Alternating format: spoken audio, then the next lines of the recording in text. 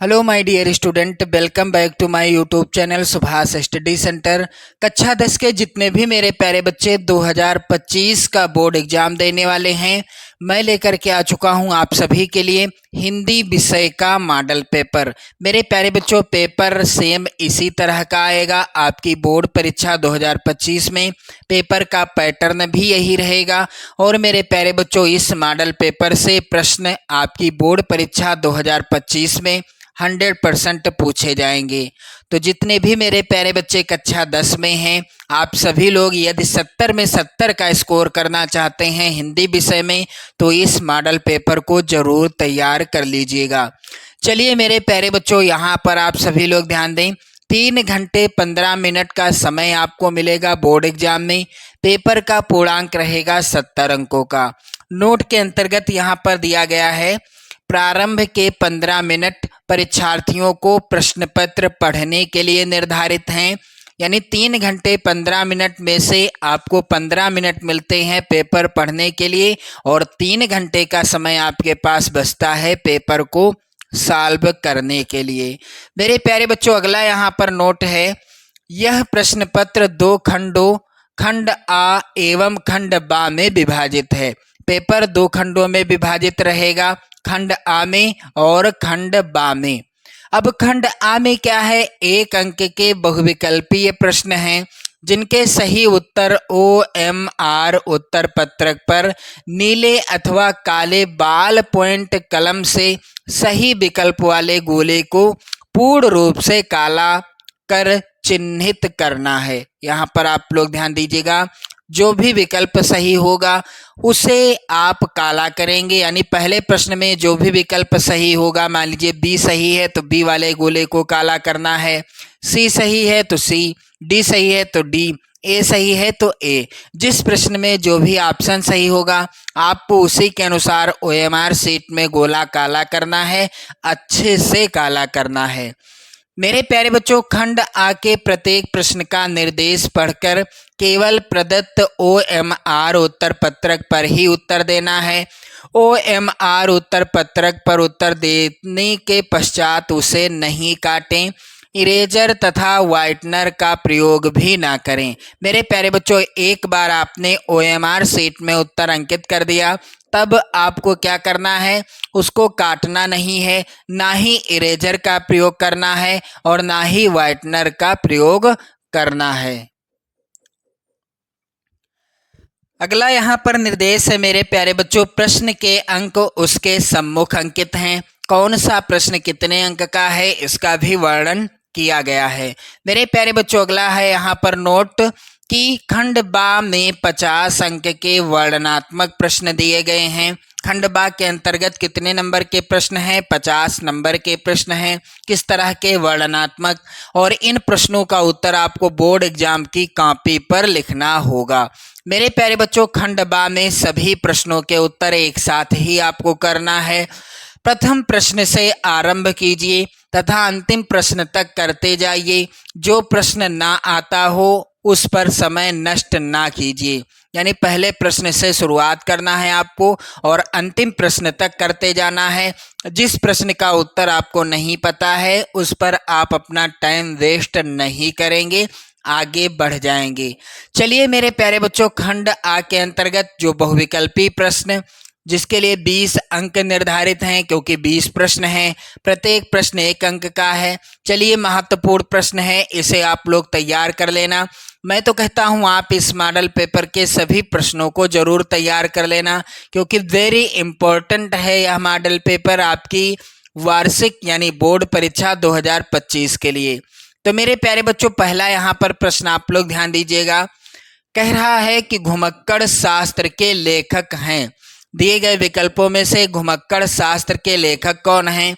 इस प्रश्न का उत्तर क्या होगा मेरे प्यारे बच्चों? डी वाला ऑप्शन सही होगा, राहुल सांकृत्यायन जी घुमक्कड़ शास्त्र के लेखक हैं। कौन सा ऑप्शन सही है?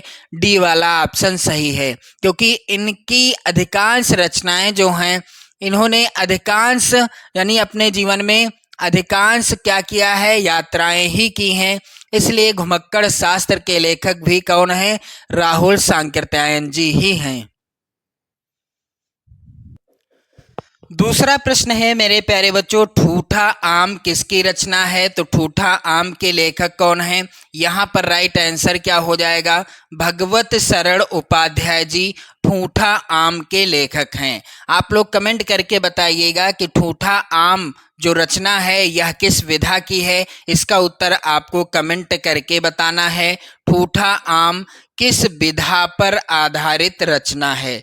लेखक का नाम तो मैंने आपको बता ही दिया, भगवत शरण उपाध्याय जी हैं ठूठा आम रचना के लेखक। चलिए मेरे प्यारे बच्चों, यहाँ पर अगला प्रश्न आप लोग ध्यान दीजिएगा। अगला प्रश्न कह रहा है, निम्नलिखित कथनों में से कोई एक कथन सही है, सत्य कथन को पहचानना है आपको। तो यहाँ पर पहला है कथन, त्रिवेणी रामचंद्र शुक्ल का प्रसिद्ध नाटक है। जी हाँ, यह कथन बिल्कुल क्या है? गलत है। दूसरा है कथन, डॉक्टर रामकुमार वर्मा ख्याति प्राप्त कहानीकार हैं। यह कथन भी क्या है? गलत है। चौथा कथन है मेरे प्यारे बच्चों, अर्धनारीश्वर के लेखक जय शंकर प्रसाद जी हैं। तो यह कथन भी क्या है? गलत है। सही कौन सा है? सी वाला ऑप्शन, यानी यहाँ पर तीसरा विकल्प सही है। अशोक के फूल हजारी प्रसाद द्विवेदी जी का निबंध संग्रह है। चलिए अगला प्रश्न है, पानी में चंदा और चांद पर आदमी के लेखक कौन हैं? तो मेरे प्यारे बच्चों, पानी में चंदा और चांद पर आदमी के लेखक हैं जय प्रकाश भारती जी। कौन है लेखक? जय प्रकाश भारती जी हैं पानी में चंदा और चांद पर आदमी के लेखक। अगला प्रश्न है, हिंदी की प्रथम कहानी कौन सी है? तो दिए गए विकल्पों में से हिंदी की प्रथम कहानी कौन सी है? मेरे प्यारे बच्चों, इसका उत्तर हो जाएगा इंदुमती हिंदी की प्रथम कहानी है। आप लोग बताइएगा कि इंदुमती के लेखक कौन हैं, जो कि हिंदी की प्रथम कहानी है। आपको लेखक का नाम कमेंट करके बताना है। मेरे प्यारे बच्चों, अगला प्रश्न है, अंजलि काव्य के रचयिता कौन हैं? तो अंजलि काव्य किसकी रचना है? राम कुमार वर्मा जी की रचना है। पहला ही विकल्प क्या होगा? सही हो जाएगा। अगला प्रश्न मोस्ट इंपॉर्टेंट है मेरे प्यारे बच्चों, कह रहा है, हरी घास पर क्षण भर किसकी रचना है? हरी घास पर क्षण भर किसकी रचना है? तो यह रचना है सच्चिदानंद हीरानंद वात्स्यायन अज्ञे जी की। इन्होंने तार सप्तक का संपादन किया था। किसका? तार सप्तक का संपादन किया था। एक प्रश्न आता है कि तार सप्तक का संपादन कब हुआ? यहाँ पर राइट आंसर होगा सन 1943 में। अगला प्रश्न मेरे प्यारे बच्चों मोस्ट इंपॉर्टेंट है, वीर गाथा काल के कवि हैं। वीर गाथा काल को आदि काल के नाम से भी जाना जाता है। मेरे प्यारे बच्चों, वीर गाथा काल के कवि कौन हैं? यहाँ पर राइट आंसर क्या हो जाएगा?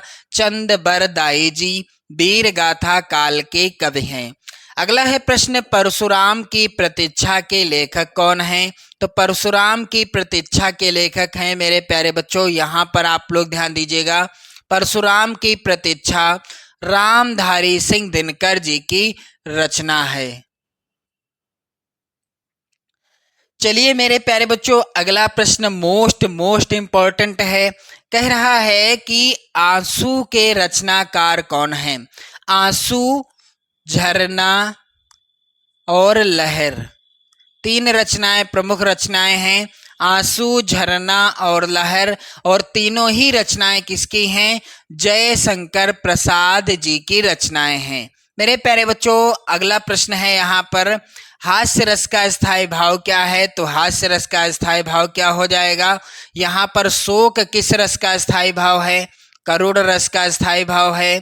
भय भयानक रस का स्थायी भाव है। यहाँ पर आप सभी लोग ध्यान देंगे मेरे प्यारे बच्चों कि रौद्र जो है यह रस है। इस रस का स्थायी भाव क्या है? क्रोध है। रौद्र रस का स्थायी भाव क्या है? क्रोध है। तो यहाँ पर प्रश्न है कि हास्य रस का स्थायी भाव क्या है? उत्तर हो जाएगा हास। अगला प्रश्न है, उपमा के कितने अंग होते हैं? तो उपमा के मेरे प्यारे बच्चों अंग होते हैं, यहाँ पर आप लोग ध्यान दीजिएगा, उपमेय, उपमान, उपमान, साधारण धर्म, साधारण धर्म और साधारण धर्म और मेरे प्यारे बच्चों यहाँ पर आप लोग ध्यान दीजिएगा, उपमेय, उपमान, साधारण धर्म, वाचक शब्द। वाचक शब्द। तो उपमा के कितने अंग होते हैं? 4 अंग होते हैं। यहाँ पर राइट आंसर क्या होगा? सी वाला ऑप्शन सही हो जाएगा। चलिए मेरे प्यारे बच्चों, अगला प्रश्न है, रोला में कितने चरण होते हैं? तो रोला में कुल 4 चरण होते हैं।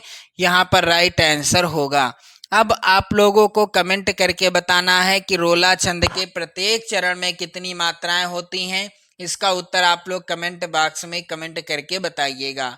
मेरे प्यारे बच्चों, यहाँ पर आप लोग ध्यान दीजिएगा, निर्जन जो कि शब्द है और इस शब्द में उपसर्ग कौन सा लगा है? यहाँ पर आप सभी लोग ध्यान दीजिएगा, यानी निर्जन शब्द में किस उपसर्ग का प्रयोग किया गया है? तो निर्जन शब्द में निर उपसर्ग का प्रयोग किया गया है। यहाँ पर डी वाला ऑप्शन क्या होगा? सही हो जाएगा। चलिए मेरे प्यारे बच्चों, अगला प्रश्न है, भलाई में प्रत्यय क्या है? तो भलाई में प्रत्यय है, यहाँ पर राइट आंसर हो जाएगा आई प्रत्यय। बी वाला ऑप्शन सही हो जाएगा यहाँ पर भी। अगला प्रश्न मेरे प्यारे बच्चों है, राजा रानी में कौन सा समास है? तो मैंने आपको बताया है कई वीडियो में कि जहां पर पहला पद और दूसरा पद, पहला पद और दूसरा पद, यानी यहाँ पर डैश का निशान है, तो आप यहाँ पर जान लीजिए, क्योंकि राजा और रानी समास विग्रह हैं, जब इनका समास होगा तो क्या होगा? राजा रानी हो जाएगा। यानी मेरे प्यारे बच्चों, यहाँ पर पहले पद की भी प्रधानता है और दूसरे पद की भी प्रधानता है। राजा रानी, राजा है पहला पद, दूसरा पद है रानी। तो जहां पर दोनों पदों की बराबर वैल्यू हो, बराबर प्रधानता हो, वहां होता है मेरे प्यारे बच्चों कौन सा समास? यहाँ पर राइट आंसर हो। अगला प्रश्न है मेरे प्यारे बच्चों, तद स्त्रीलिंग शब्द का पंचमी विभक्ति बहुवचन का रूप क्या होगा? तो यहाँ पर इस प्रश्न का राइट आंसर क्या हो जाएगा? तद स्त्रीलिंग शब्द का पंचमी विभक्ति बहुवचन का रूप हो जाएगा ताभ्य। यहाँ पर बी वाला ऑप्शन क्या होगा? सही हो जाएगा। चलिए अगला प्रश्न है, वाक्य का वह भाग जो उद्देश्य के बारे में सूचना देता है कहलाता है। तो वाक्य का वह भाग जो उद्देश्य के बारे में सूचना देता है उसे क्या कहते हैं? इसका राइट आंसर होगा बी वाला ऑप्शन, विधेय। प्रश्न संख्या 19 है मेरे प्यारे बच्चों, मुझसे उठा नहीं जाता है कौन सा वाच्य है? मुझसे उठा नहीं जाता है, इसमें भाववाच्य है। तो मुझसे उठा नहीं जाता है, इसमें कौन सा वाच्य है? भाववाच्य है। प्रश्न संख्या 20 है मेरे प्यारे बच्चों, कह रहा है कि जिन शब्दों का प्रयोग संज्ञा के स्थान पर किया जाता है उन्हें क्या कहते हैं? जिन शब्दों का प्रयोग संज्ञा के स्थान पर किया जाता है उन्हें क्या कहते हैं? सर्वनाम कहते हैं। पहला ही विकल्प क्या होगा? सही हो जाएगा। चलिए अगला प्रश्न है, यहाँ पर आप सभी लोग ध्यान देंगे, खंड बाग के अंतर्गत वर्णनात्मक प्रश्न है जिसके लिए 50 अंक निर्धारित हैं। पहला प्रश्न है कि निम्नलिखित गद्यांश पर आधारित 3 प्रश्नों का उत्तर दीजिए। तो यहाँ पर पहला जो गद्यांश है वेरी इंपॉर्टेंट है, आप लोग जरूर तैयार कर लेना। आज विज्ञान मनुष्य के हाथों में अद्भुत और अतुल शक्ति दे रहा है। उसका उपयोग एक व्यक्ति और समूह के उत्कर्ष और दूसरे व्यक्ति और समूह के गिराने में होता ही रहेगा। इसलिए हमें उस भावना को जागृत रखना है और उसे जागृत रखने के लिए कुछ ऐसे साधनों को भी हाथ में रखना होगा जो उस अहिंसात्मक त्याग भावना को प्रोत्साहित करें और भोग भावना को दबाए रखें। नैतिक अंकुश के बिना शक्ति मानव के लिए हितकर नहीं होती। वह नैतिक अंकुश यह चेतना या भावना ही दे सकती है, वही उसे शक्ति को परिसीमित भी कर सकती है और उसके उपयोग को नियंत्रित भी। तो मेरे प्यारे बच्चों, इस गद्यांश का पहला प्रश्न है, कह रहा है उपर्युक्त गद्यांश का संदर्भ लिखिए। तो मेरे प्यारे बच्चों, आप यहाँ पर ध्यान दीजिएगा, यह गद्यांश जो है किस पाठ से लिया गया है? भारतीय संस्कृति शीर्षक पाठ से लिया गया है गद्यांश।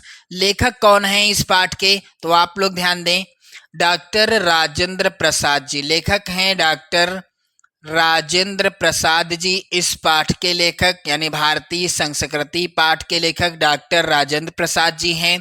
फिर है गद्यांश के रेखांकित अंश की व्याख्या कीजिए। तो जो भी गद्यांश में रेखांकित अंश होगा सिर्फ उसी की व्याख्या करनी है, बाकी पूरे गद्यांश की व्याख्या नहीं करनी। फिर आज का विज्ञान मनुष्य को क्या दे रहा है, तो आज विज्ञान मनुष्य के हाथों में अद्भुत और अतुल शक्ति दे रहा है। ये हो गया इसका उत्तर।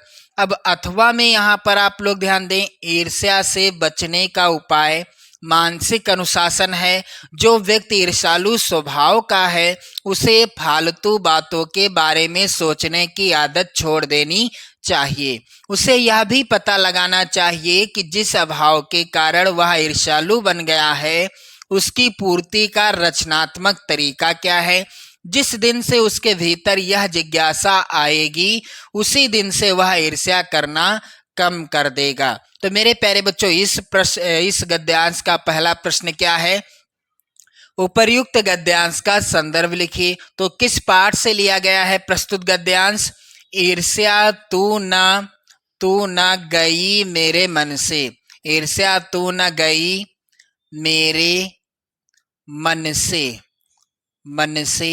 मेरे प्यारे बच्चों, लेखक कौन है इस पाठ के, तो आप लोग ध्यान देंगे, रामधारी सिंह दिनकर जी हैं इस पाठ के लेखक। अब यहाँ पर लेखक ईर्ष्या से बचने के लिए किस आदत को छोड़ने को कहता है, तो गद्यांश आप अच्छे से पढ़ो, व्याख्या आपने देखी होगी वीडियो के माध्यम से, तो आप आसानी से इसका जो है आंसर लिख सकेंगे। चलिए अगला प्रश्न है, निम्नलिखित में से किसी एक पद्यांश पर आधारित सभी प्रश्नों का उत्तर दीजिए। पहला पद्यांश क्या है यहाँ पर, और गद्यांश पर आधारित प्रश्न आएगा कितने नंबर का, मेरे प्यारे बच्चों 6 नंबर का।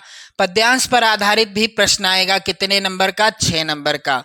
पहला पद्यांश है, ऊधव मोहि ब्रज विसरत नाही, वृंदावन गोकुल बन उपवन सघन कुंज की छाही। प्रात समय माता जसुमति और नंद देख सुख पावत, माखन रोटी दह्यो सजायो अति हित साथ खवावत। गोपी ग्वाल बाल संग खेलत सब दिन हसत सिरात, सूरदास धनि धनि ब्रजवासी जिनसो हित जदुतात। पहला प्रश्न मेरे प्यारे बच्चों है, उपर्युक्त पद्यांश का संदर्भ लिखिए। तो यह जो पद्यांश है पद शीर्षक पाठ से लिया गया और रचनाकार कौन है, सूरदास जी हैं। एक ट्रिक मैं आपको बताना चाहूंगा, सूरदास जी का कोई भी पद आपकी बोर्ड परीक्षा में आता है तो आप ध्यान देंगे सूरदास जी के प्रत्येक पद के अंतर्गत उनका नाम जरूर लिखा मिलेगा। चाहे यहाँ पर आप देख भी सकते हैं, सूरदास धनि धनि ब्रजवासी जिनसो हित जदुतात। फिर रेखांकित अंश की व्याख्या कीजिए, तो रेखांकित अंश की ही व्याख्या करनी है। फिर अगला प्रश्न भी यहाँ है, और अथवा में यहाँ पर है मेरे प्यारे बच्चों पद्यांश, मेरी भव बाधा हरो राधा नागरी सोई, जा तन की झाई परे श्याम हरित दुति होए। मेरे प्यारे बच्चों, प्रस्तुत जो पद्यांश है यहाँ पर भक्ति शीर्षक दोहों से लिया गया है और रचनाकार कौन है, कविवर बिहारी लाल जी। बिहारी लाल जी का जीवन परिचय भी आप लोग तैयार कर लेंगे क्योंकि वीडियो मैंने प्रोवाइड करा दिया है, आप जरूर तैयार कर लो। फिर इसके बाद आप देखेंगे क्या करना है, प्रश्न संख्या 3 आगे क्या है, निम्नलिखित में से किसी एक का संस्कृत यानी किसी एक संस्कृत गद्यांश का संदर्भ सहित हिंदी में अनुवाद कीजिए। मेरे प्यारे बच्चों 5 नंबर का प्रश्न आएगा। अब यहाँ पर पहला जो गद्यांश है यहाँ पर संस्कृत का, वाराणसी सुविख्याता प्राचीना नगरी, इयं बिमल सलिल तरंगायाः गंगायाः कूले स्थिताः।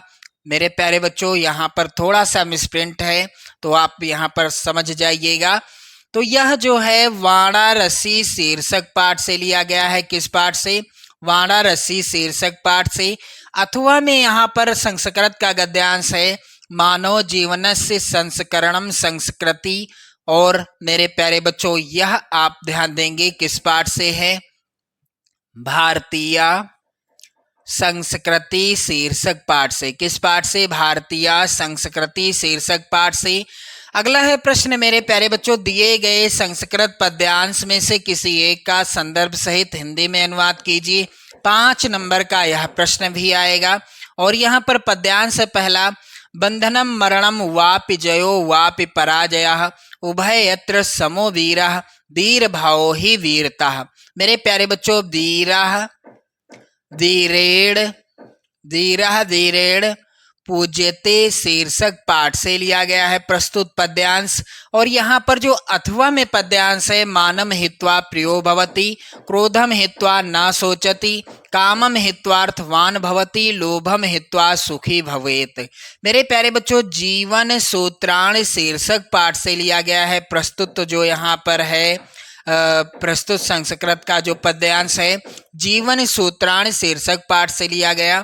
अब अगला प्रश्न है, आप लोग ध्यान दें, अपने पठित खंड काव्य के आधार पर निम्नलिखित प्रश्नों में से किसी एक का उत्तर दीजिए। तो जो भी खंड काव्य आपके जिले के लिए निर्धारित है, उस खंड काव्य में से किसी एक प्रश्न का उत्तर देना होगा।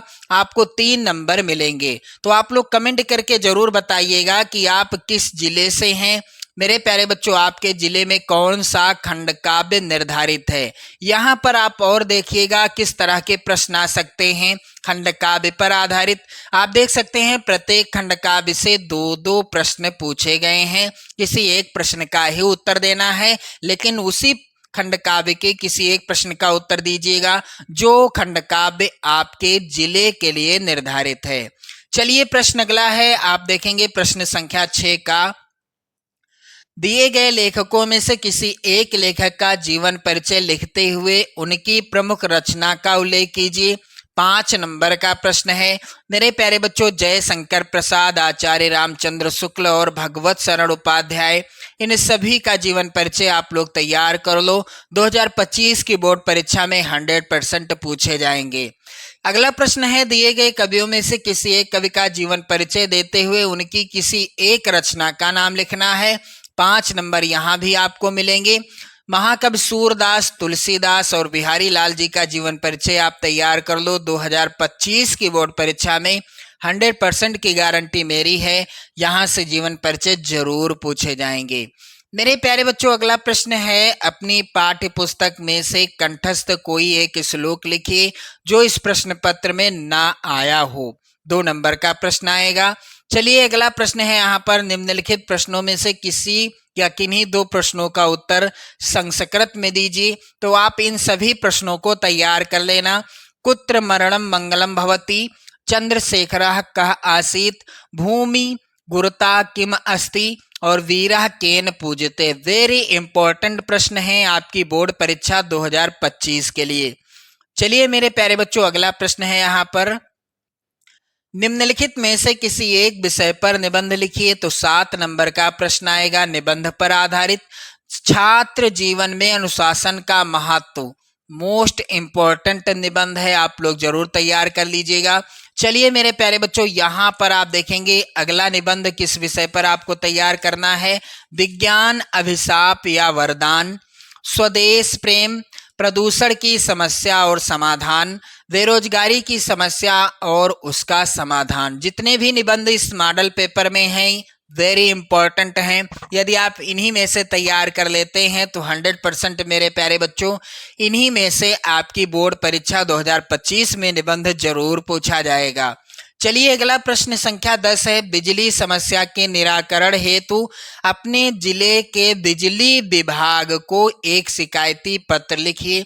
4 नंबर का प्रश्न आएगा। अथवा में प्रश्न है यहाँ पर, आपकी बहन कस्बे से अपनी पढ़ाई पूरी करके आगे शिक्षा के लिए बड़े नगर में गई है। नगर के वातावरण में संभावित परेशानियों की चर्चा करते हुए उनसे बचने के तरीके उसे पत्र द्वारा समझाइए। तो ये रहा आपका हिंदी विषय का मॉडल पेपर। मेरे प्यारे बच्चों, आप इस मॉडल पेपर को जरूर तैयार कर लो। कई मॉडल पेपर मैं आपको सॉल्व कराऊंगा 2025 की बोर्ड परीक्षा से पहले ही पहले। हिंदी विषय, सामाजिक विज्ञान विषय, गृह विज्ञान विषय और चित्रकला विषय की धुआंधार तैयारी करने के लिए आप चैनल को जरूर सब्सक्राइब कर लीजिएगा। जय हिंद।